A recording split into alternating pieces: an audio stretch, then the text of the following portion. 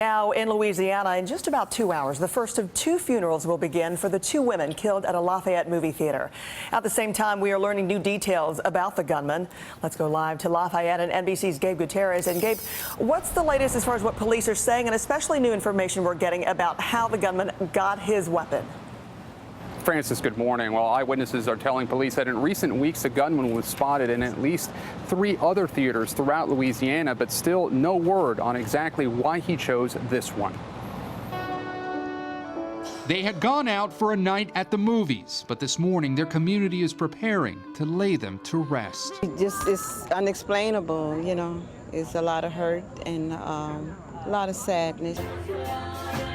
Jillian Johnson was 33, a musician and a mom. Macy Bro was 21, a radiology student who was planning her wedding. Their deaths have hit hard. Every parent has dropped their kids off the movies.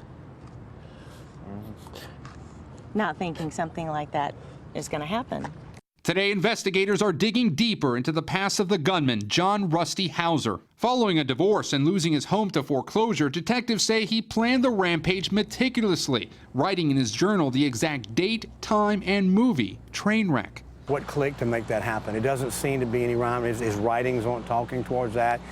People that we talk to, his friends and family, aren't leading us that direction.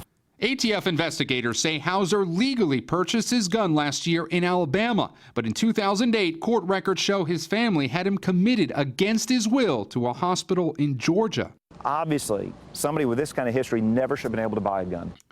Following the 2007 Virginia Tech massacre, 40 states, including Georgia, now authorize or require the reporting of mental health records to a federal database for background checks. It's not clear why Hauser's involuntary hospitalization did not turn up in the federal database. There's still more that can be done, and there's absolutely no reason we can't have all of these records in the system.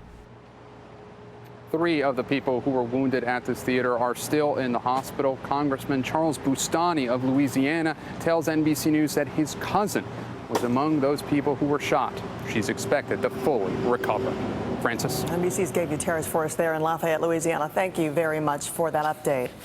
I want to bring in now Democratic Congressman Dave Cicilline from Rhode Island, a longtime proponent for gun reform and a founding member of Mayors Against Illegal Guns from his days as mayor of Providence. Congressman, thank you so much for your time this morning. Just this morning, we want to start with this. You sent a letter to Attorney General Loretta Lynch regarding gunman John Hauser. Tell us exactly what you're asking for. Well, I'm asking the Attorney General to open an investigation really to determine how it is that Mr. Hauser was able to purchase a gun. Whatever your view is on guns, I think everyone would agree that we have to keep guns out of the hands of children, criminals, and people with such serious mental illness that possession of a gun will cause a danger to themselves or to the community. It is clear that this individual purchased a gun in the state of Alabama at a pawn shop and apparently was involuntarily committed on a prior occasion in the state of Georgia, which is disqualifying under federal law.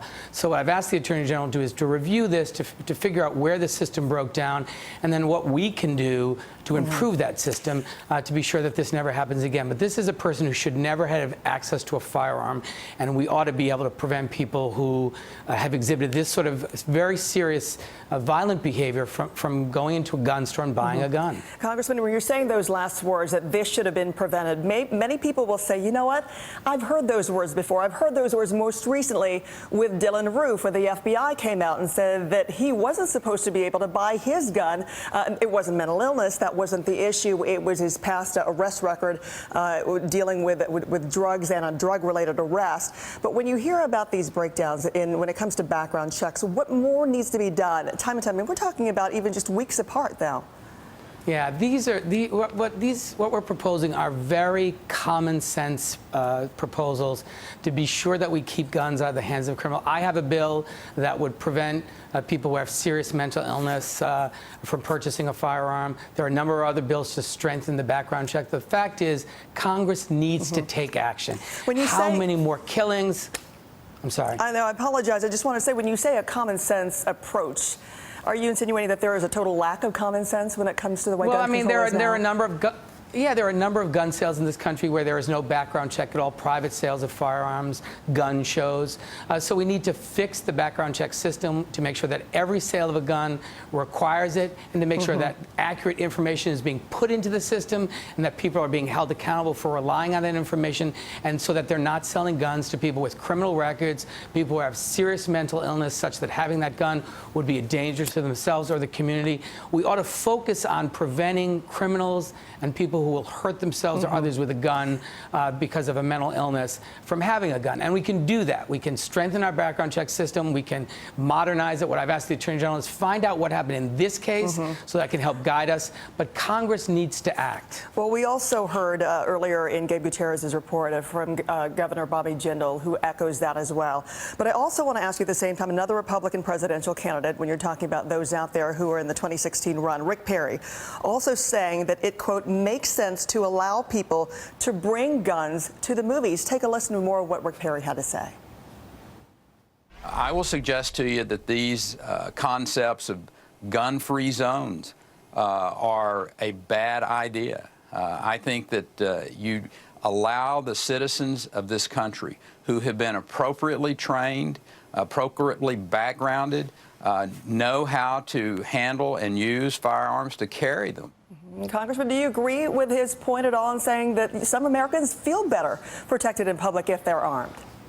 Look, I don't believe that most Americans want to go to schools or theaters or other public places and know that lots of people have guns. I don't think injecting more guns into community settings is the answer. The answer is to prevent serious criminals, people with serious mental illness, and young people from having guns. We can do that. No one is suggesting that people don't have a right to possess a firearm. I respect the Second Amendment. But we all agree that we have the ability and we should keep guns out of the hands of people who shouldn't have them. People who have a criminal record, people who have demonstrated that if they have a gun, they pose a danger to themselves or others. And that's what we should focus on, fixing our background check system, making sure we keep guns out of the hands of people who shouldn't have them. All right. That's the real answer. Congressman David Cicilline, we thank you for your time. We appreciate your being with us. Thank you. Thank you.